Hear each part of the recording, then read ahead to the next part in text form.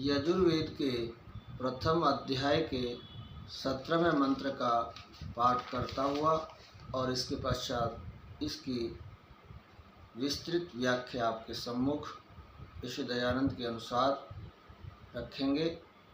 मंत्र का पाठ।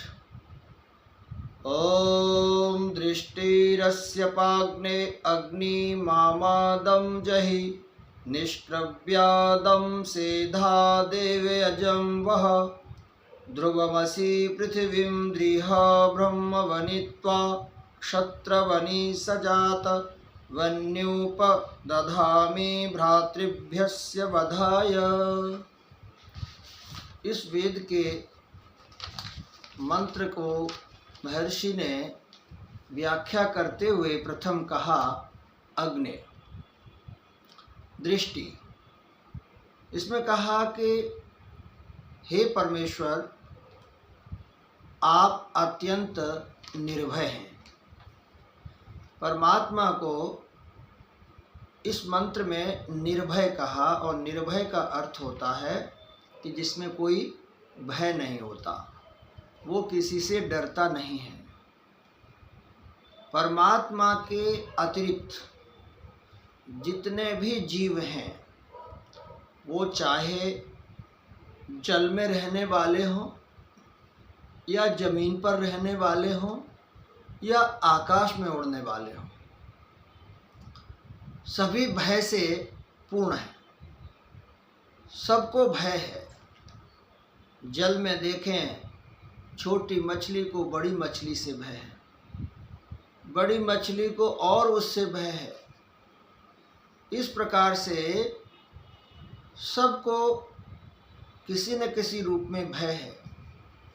मनुष्य को देखिए आप, मनुष्य को तो सबसे ज़्यादा भय है। वो जब पानी के जहाज में चलता है, आकाश के जहाज में चलता है, हवाई जहाज में चलता है, वाहन पर चलता है, तब उसको भय होता है। जब अपने घर के संसाधनों को प्रयोग में लाता है, वो बिजली हो या अन्य, तो भी उसे भय रहता है। मनुष्य हर समय भय में जीता है, उसे एक डर है। आकाश में उड़ने वाले पक्षियों को भी, छोटे पक्षियों को बड़ी पक्षियों से भय है। तो इस प्रकार से ये संसार के प्राणी हमेशा किसी न किसी रूप में भय में रहते हैं। चलते जा रहे हैं, डरते जा रहे हैं, चलते जा रहे हैं। क्यों डरते हैं? क्योंकि इनसे बड़ा कोई न कोई है जो कि इन्हें सताता है, भय रहता है इन्हें। मगर ईश्वर एक ऐसी शक्ति है जिससे कोई बड़ा ही नहीं है और उसका कोई शत्रु भी नहीं है। मनुष्यों का शत्रु है, पशु पक्षियों का शत्रु है। पशुओं को आप देखिए, जंगल में शाकाहारी पशुओं का मांसाहारी पशु जो है वो भक्षक है, वो उसको मारने के लिए तैयार रहता है, इसलिए उसको भय है। तो जो सर्वोपरि है परमात्मा, जो सर्वशक्तिमान है, उसे किसी का भय नहीं है। इसलिए वेद में यहाँ पर उसको कहा दृष्टि, यानी वो किसी से डरता नहीं, वो निर्भय है। परमात्मा एक है, एक है, इसलिए उसे किसी का भय ही नहीं। कोई उसके तुल्य ही नहीं, कोई उसके समान ही नहीं। तो निर्भय परमात्मा के साथ जब हम संग करेंगे तो हमारे अंदर भी निर्भयता आएगी। फिर हम भय रहित उस ईश्वर के साथ मिलकर के थोड़ा सा अपने आप को मजबूत बना सकते हैं। जब हम उसके साथ संग करेंगे, अपने आत्मा में उसको धारण करेंगे, उसका ध्यान करेंगे, तो हम ये समझ पाएंगे कि हाँ, परमात्मा जो सर्वशक्तिमान है वो हमारे साथ में है, इसलिए फिर हमें भय नहीं होगा। तो परमात्मा का संग करने से हमारे अंदर निर्भयता आती है, भय जाता है। इसका अर्थ ये नहीं है कि हम ये कहें कि परमात्मा से हम प्रार्थना कर रहे हैं, ईश्वर हमारे संग है तो संकट नहीं आएंगे, मगर परमात्मा का जो बल होगा, आत्मबल होगा, वो हमें शक्ति प्रदान करेगा। और जो भय होता है वो भय नहीं होगा जो आम इंसान को भय होता है। तो जो ईश्वर के भक्त होते हैं वो संकटों में भी भय रहित होकर कार्य करते हैं। महापुरुष कभी नहीं डरते किसी से, क्योंकि वो महान ईश्वर के भक्त होते हैं, इसलिए वो किसी से नहीं डरते। सत्यवादी कभी किसी से नहीं डरता। तो इस प्रकार से परमात्मा को भय रहित कहा है, वो निर्भय है, वो किसी से नहीं डरता। तो हमें चाहिए कि हम भी उसके भक्त बन करके निर्भयता को प्राप्त करने का प्रयास करें। दूसरी बात इसमें कही है आमादम, कि वह परमात्मा अग्नि को बनाता है। जिस अग्नि को हम माचिस की तिल्ली से प्रज्वलित कर लेते हैं, जिस अग्नि को पहले लोग पत्थर से पत्थर टकरा के प्रकट कर लिया करते थे, उसको जला लिया करते थे, उस अग्नि को अंततः मूल में तो ईश्वर ने ही बनाया है, क्योंकि 5 भूत हैं, 5 पंचभूतों में एक अग्नि है।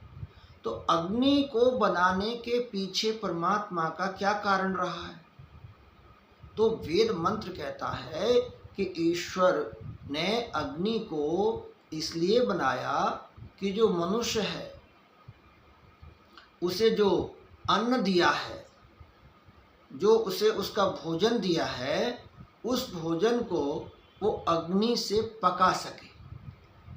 जैसे अन्न है, अन्न को हम लोग अग्नि में जब भून लेते हैं, चना है, जौ है, और भी बहुत सारी चीज़ें हैं जिन्हें हम भून लेते हैं फिर खाते हैं, तो वो हमारा पाचन तंत्र अच्छा होता है। ऐसे ही हम अग्नि पर जो भोजन है हमारा, जैसे रोटी है उसके पकाते हैं, दाल को पकाते हैं, चावल पकाते हैं, दालें आदि, सब्जी आदि, इन सबको हम पकाते हैं।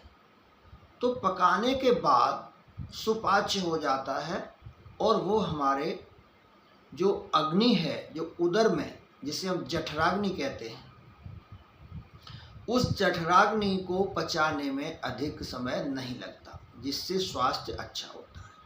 अगर हम कच्चा अन्न खाएंगे तो आप देखें कि पशु कई बार कच्चा अन्न खा जाते हैं, तो वो जो उनकी पशुओं के अंदर अन्न चला जाता है, वो उनका जो उदर है वहाँ वो उनका अहित कर देता है।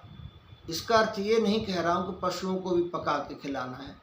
कुछ अन्न ऐसे होते हैं जो वो खा लेते हैं तो उनको वो नुकसान देते हैं। कहने का अर्थ है कि अगर कच्चा अन्न हम लोग खाएं तो उससे हमारा स्वास्थ्य बिगड़ सकता है।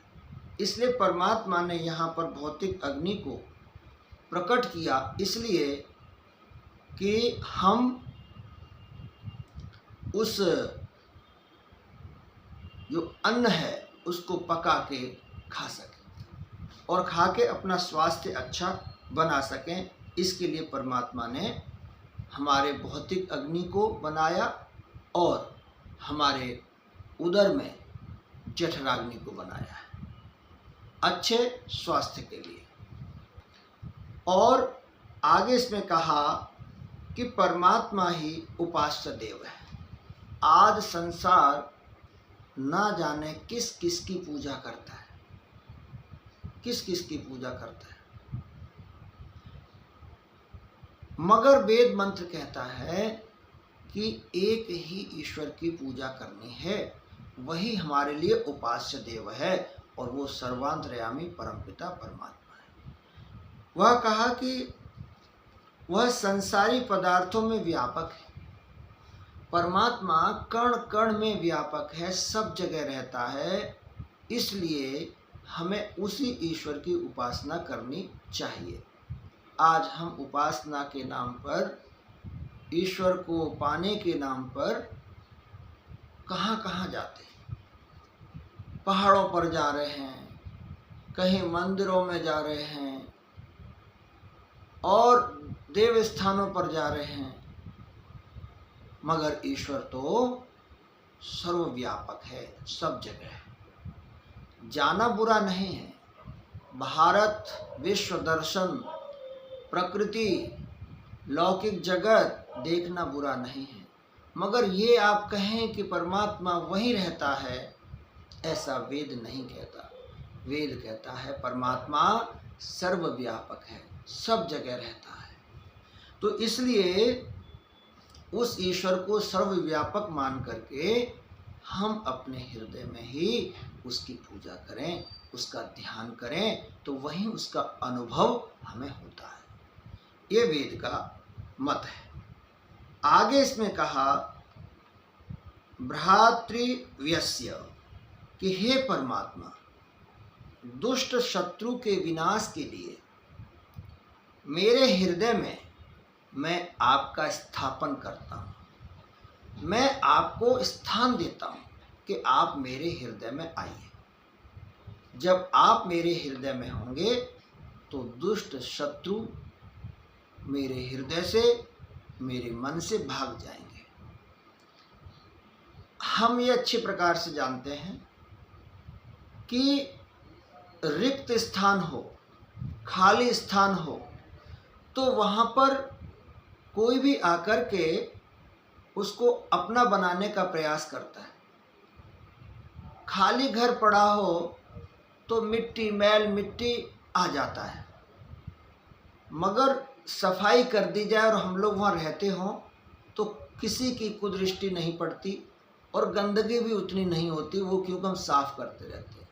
और कोई बाहर का व्यक्ति भी ऐसा नहीं होता कि कहे कि भाई इस घर में लोग रह रहे हैं तो मैं इस पर इसको कब्जा कर लूँ, इसको अपना बना लूँ घर को। मगर खाली होता है तो बहुत से लोगों का मन ऐसा होता है, और कहीं कहीं देखा है आपने कि लोग जो है कब्जा कर लेते हैं।